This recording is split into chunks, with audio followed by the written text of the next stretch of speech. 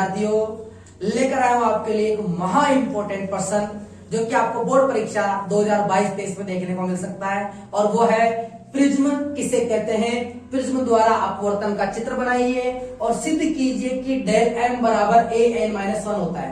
तो इन तीनों को हम अलग अलग पार्ट में समझेंगे। तो सबसे पहले मैं आपको बताऊंगा कि प्रिज्म किसे कहते हैं। तो देखिए, प्रिज्म आप लोगों को मैं बता देता हूं कि ये प्रिज्म है। क्या है ये? प्रिज्म। और इस प्रिज्म को आप देख रहे होंगे तो ये कांच का बना हुआ है। किसका बना हुआ है? कांच का। और ये एक तरीके का पारदर्शी है। पारदर्शी का मतलब आप इसके आर पार भी देख सकते हैं। और इस प्रिज्म के दो अपवर्तक पृष्ठ हैं। क्या है? दो अपवर्तक पृष्ठ हैं। अब आपके दिमाग में आ रहा होगा कि अपवर्तक पृष्ठ किसे कहते हैं। तो देखिए, अपवर्तक पृष्ठ का मतलब होता है कि ऐसा पृष्ठ जिस पर प्रकाश का अपवर्तन हो सके।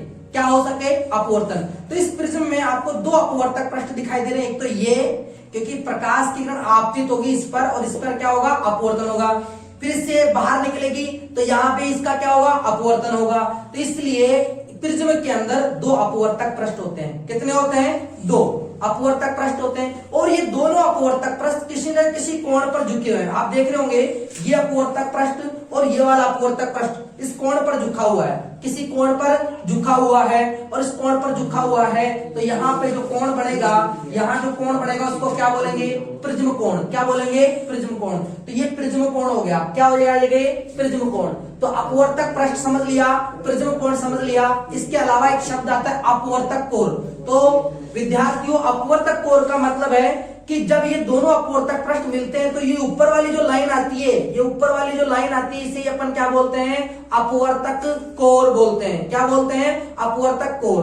तो आपको परीक्षा में जब आप कॉपी में चित्र बनाओगे तो आपको किस तरीके से इसका चित्र बनाना है। देखिए, सबसे पहले ये वाला चित्र देखेंगे हम। तो इस चित्र में आप लोग देख रहे होंगे A B C D E F मैंने नाम दे रखा है, और बीच में डॉट डॉट लाइन प्रदर्शित कर रखी है। तो आपको देखने में अजीब सा लग रहा होगा कि चित्र ये कैसे बनाया होगा। देखिए, अगर आप सामने से देखते हो, अगर मैं थोड़ा तिरछा करता हूं इसको इस तरीके से, तो ये ए है, ये बी है, ये सी है, और ये डॉट डॉट जो वाली लाइन मैंने प्रदर्शित की है ये अपवर्तक कोर वाली लाइन है। कौन सी लाइन है? अपवर्तक कोर की। इसके अलावा पीछे आ जाइए। यहां पर अपन ने क्या लिखा है? ई, और यहाँ पे क्या लिखा है? ई एफ, और यहाँ क्या लिखा है? डी।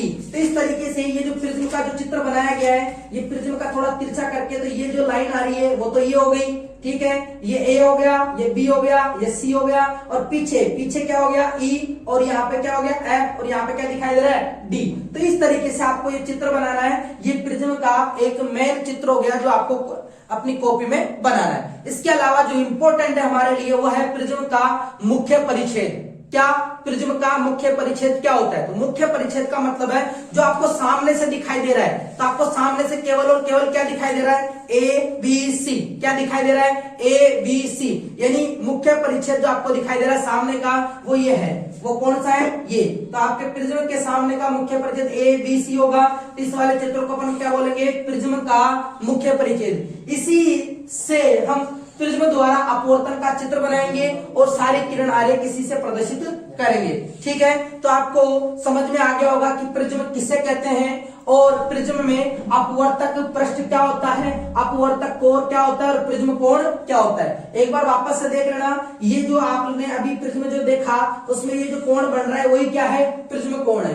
तो हमने जान लिया कि किस तरीके से हम प्रिज्म को परिभाषित कर सकते हैं, और प्रिज्म में आने वाले जो महत्वपूर्ण बिंदु है उनको भी हम समझ पाए। तो मेरा दूसरा पार्ट देखने के लिए आप मेरे इस पार्ट को पूरा देखना।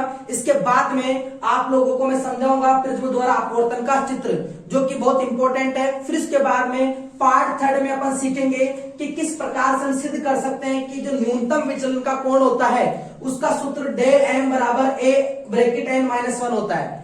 ठीक है मेरे प्यारे विद्यार्थियों, इस तरीके से आप लोग मेरे आगे के वीडियो भी देखो, और आपको अगर ये वीडियो पसंद आए तो मेरे इस चैनल को लाइक शेयर सब्सक्राइब करना, और अपने दोस्तों के साथ भी शेयर करना। Thank you, best of luck.